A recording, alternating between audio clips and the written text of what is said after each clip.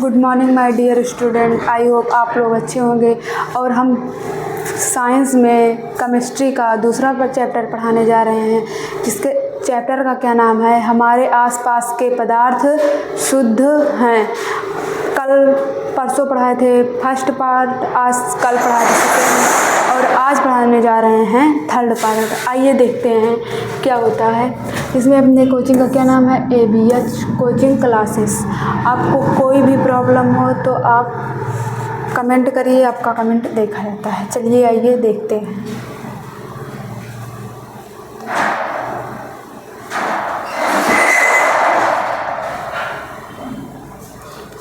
आज हम लोगों को क्या पढ़ना है, उपधातु। अभी तक पढ़े थे धातु, अधातु।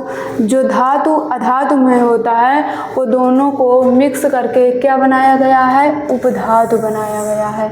जो इसमें धातु और अधातु दोनों के गुण पाए जाते हैं उसे क्या कहते हैं, उसे उपधातु कहते हैं। धातु में क्या था, जैसे सोना, चांदी, कॉपर, उसके बाद क्या था, सोडियम। ये सब क्या है, सब धातु हैं। और अधातु में क्या था, जैसे क्या हो गया, जैसे हो गया वो अधातु। जो धातु और अधातु से मिलकर बने होते हैं उन्हें हम क्या कहते हैं, उपधातु कहते हैं। आइए उपधातु के बारे में हम जानते हैं। क्या होता है, कुछ तत्व धातु और अधातु के बीच के गुणों को दर्शाते हैं। क्या होता है, कुछ धातु ऐसे होते हैं, कुछ धातु ऐसे होते हैं, कुछ तत्व धातु और अधातु के बीच के गुणों को दर्शाते हैं। किसको दर्शाते हैं, बीच के गुणों को दर्शाते हैं, जिन्हें क्या कहते हैं, उपधातु कहते हैं। यह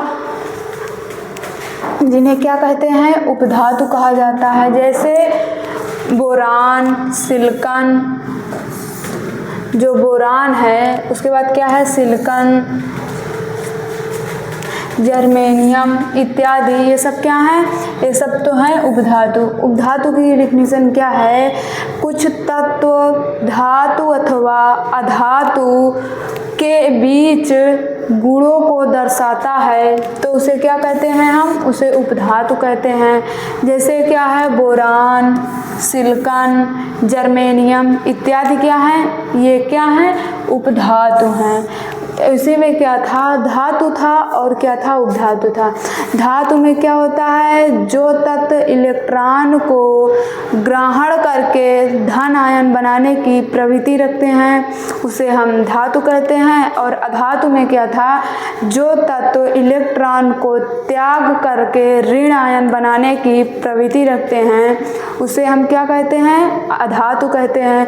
उसी में इसमें क्या है, उपधातु में ऐसे तत्व जो धन आयन एवं ऋण आयन दोनों को ग्रहण करते हैं या दोनों को करते हैं उसे क्या कहते हैं, उपधातु कहते हैं। जिसमें दोनों क्या हो, ऋण भी हो और धन भी हो, उसे क्या कहते हैं, उपधातु कहते हैं।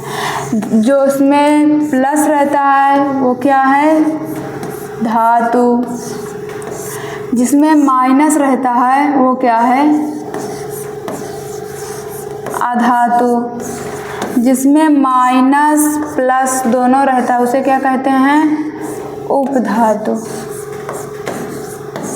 क्या कहते हैं, उपधातु। इसमें क्या है, कुछ तत्व धातु और अधातु के बीच के गुणों को दर्शाता है उन्हें क्या कहते हैं, उपधातु कहते हैं, उपधातु कहा जाता है। जैसे बोरान, सिलिकॉन, जर्मेनियम इत्यादि क्या होते हैं, उपधातु।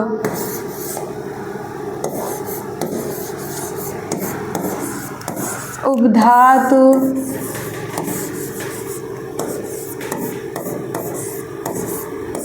कहलाते हैं। चलिए आगे देखते हैं। आगे क्या है, यौगिक। कल पढ़े थे हम लोग, क्या पढ़े थे, तत्व पढ़े थे। तत्व को क्या कहते हैं, एलिमेंट्स कहते हैं, और यौगिक को क्या कहते हैं, कंपाउंड्स। कल पढ़े थे तत्व और आज क्या पढ़ेंगे, यौगिक। यौगिक में क्या होता है, कोई निश्चित अनुपात रहता है, और तत्व में भी क्या था, तत्व के बारे में जाने थे। आइए हम जानते हैं यौगिक के बारे में। क्या होता है, यौगिक ऐसा शुद्ध पदार्थ है, जो यौगिक है ये क्या है, शुद्ध पदार्थ है। यौगिक क्या है, यौगिक ऐसा शुद्ध द्रव्य है या पदार्थ है जो द्रव्यमान के अनुसार दो या दो से अधिक तत्वों के एक निश्चित अनुपात में रासायनिक संयोग से बना होता है। उसे क्या कहते हैं,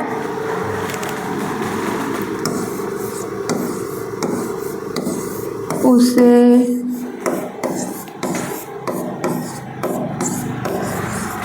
यौगिक कहते हैं। उसे क्या कहते हैं, यौगिक कहते हैं। देखो फिर से क्या है, यौगिक ऐसा शुद्ध द्रव्य है या पदार्थ है जो द्रव्यमान के अनुसार, किसके अनुसार, द्रव्यमान के अनुसार दो या दो से अधिक तत्वों के एक निश्चित अनुपात में रासायनिक संयोग होते हैं। मतलब रासायनिक संयोग मतलब मिले होते हैं, मिले होते हैं। ऐसे तत्व को क्या कहते हैं, यौगिक कहते हैं। अर्थात जैसे क्या है, जल। जल क्या है, जल H2O। जल एक प्रकार का क्या है, यौगिक है। क्या है, यौगिक। जो H2O है, H2O ये क्या है, यौगिक है। ये क्या है, तो ये यौगिक है। जल एक प्रकार का क्या है, यौगिक है। तो आप लोगों को जब इसमें यौगिक की डिफिनेशन बतानी होगी तो उसमें क्या कहेंगे, यौगिक ऐसा शुद्ध पदार्थ है जो द्रव्यमान के अनुसार दो या दो से अधिक तत्वों के एक निश्चित अनुपात में मिले होते हैं या संयोग होते हैं, संयोग से बने होते हैं। उन्हें हम क्या कहते हैं, उन्हें हम यौगिक कहते हैं। इसमें क्या था,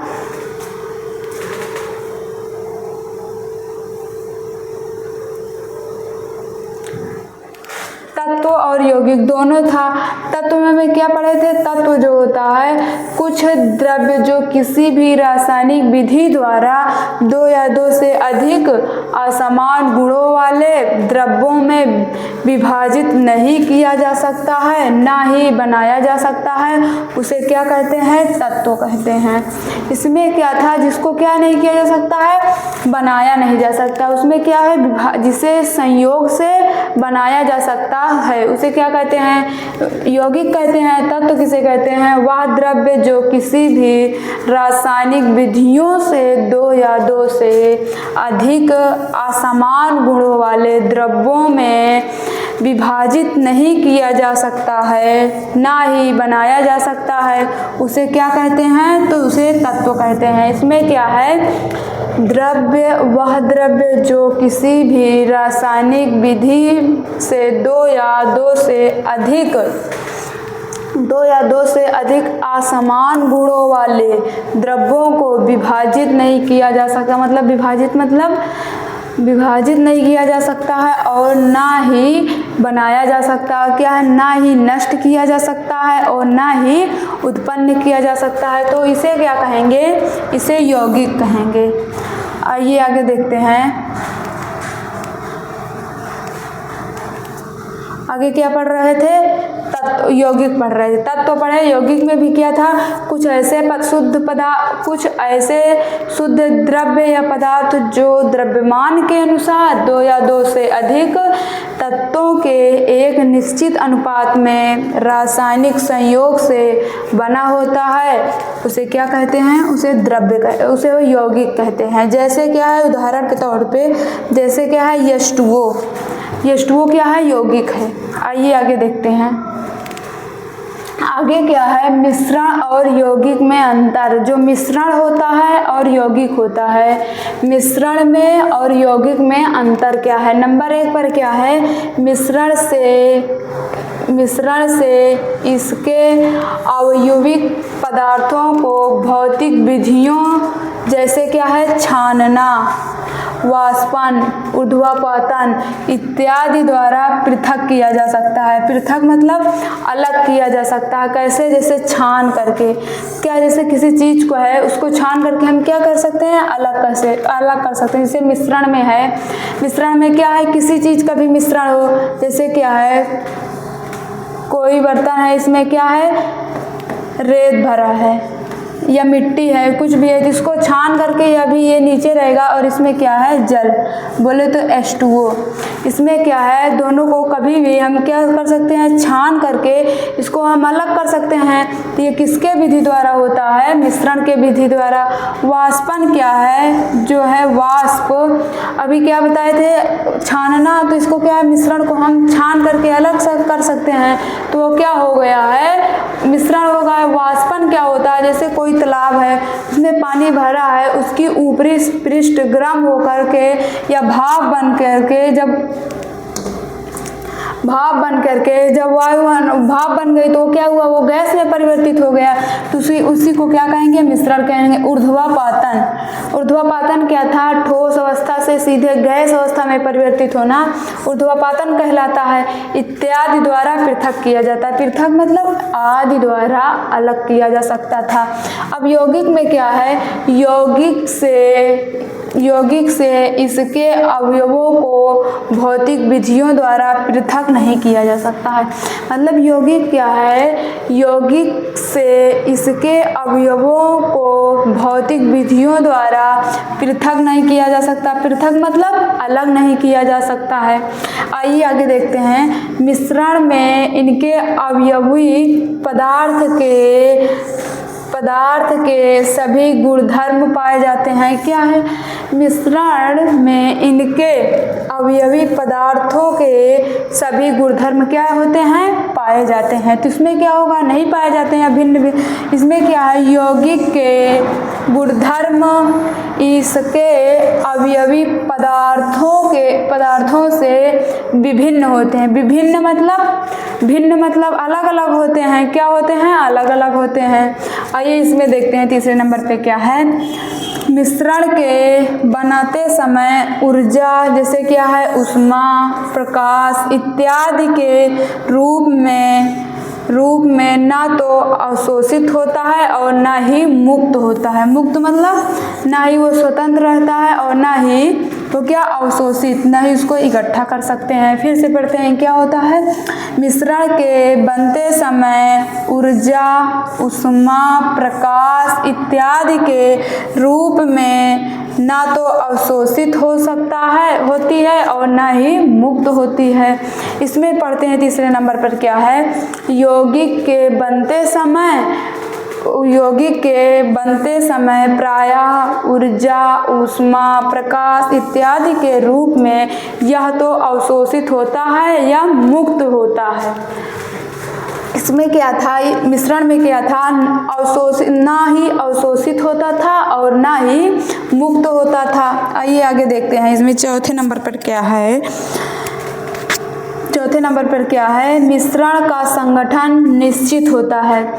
जो मिश्रण का संगठन होता है ये क्या होता है? निश्चित होता है।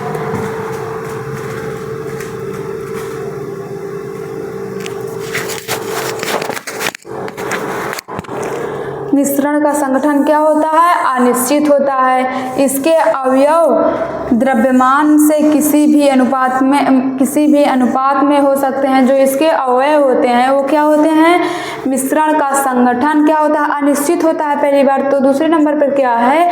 इसके अवयव द्रव्यमान से किसी भी अनुपात में क्या होते हैं? किसी भी अनुपात में हो सकते हैं। और इसमें क्या है? यौगिक का संगठन निश्चित होता है। यौगिक में इसके अवयव द्रव्यमान के एक निश्चित अनुपात में होते हैं। इसमें क्या है? एक निश्चित अनुपात में होते हैं। इसमें क्या है?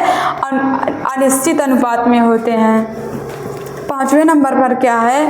मिश्रण के गलनांक, क्वथनांक, घनत्व इत्यादि क्या होते हैं? निश्चित नहीं होते हैं। जो मिश्रण में है उसके घनत्व और और क्या गलनांक, क्वथनांक और घनत्व क्या होते हैं इत्यादि निश्चित नहीं होते हैं। उसके बाद क्या है यौगिक के गलनांक, क्वथनांक एवं घनत्व क्या होते हैं निश्चित होते हैं। इसमें किसमें है कंपाउंड्स में है, यौगिक में है क्या होते हैं इसके घनत्व निश्चित होते हैं। आइए आगे देखते हैं विलयन जो कि समांग होता है तो को छोड़कर मिश्रण प्रायः क्या होता है विषमांग। समांग बोले तो क्या होता है समांगी होता है, विषमांग बोले तो विषमांगी मिश्रण होता है। इसमें क्या है जो मिश्रण है ये समांगी मिश्रण भी होता है और विषमांगी मिश्रण भी होता है। और इसमें यौगिक में क्या है यौगिक में केवल क्या होता है समांगी होता है या समांग बोले तो। 7वें नंबर पे क्या है मिश्रण में 2 या 2 से अधिक प्रकार के अणु हो सकते हैं। क्या मिश्रण में 2 या 2 से अधिक प्रकार के अणु हो सकते हैं। और इसमें क्या यौगिक में एक ही प्रकार के अणु होते हैं। जो क्या होता है जो तत्व में होता अरे मिश्रण में होता है, मिश्रण में अनेक प्रकार के अणु होते हैं और तत्व में क्या यौगिक में क्या था एक ही प्रकार के अणु होते हैं। आई होप आप लोग को समझ में आया हो। ये आपका तीसरा चैप्टर समाप्त हो चुका है। अब देखते हैं फिर से 4th चैप्टर, कल फिर मिलते हैं।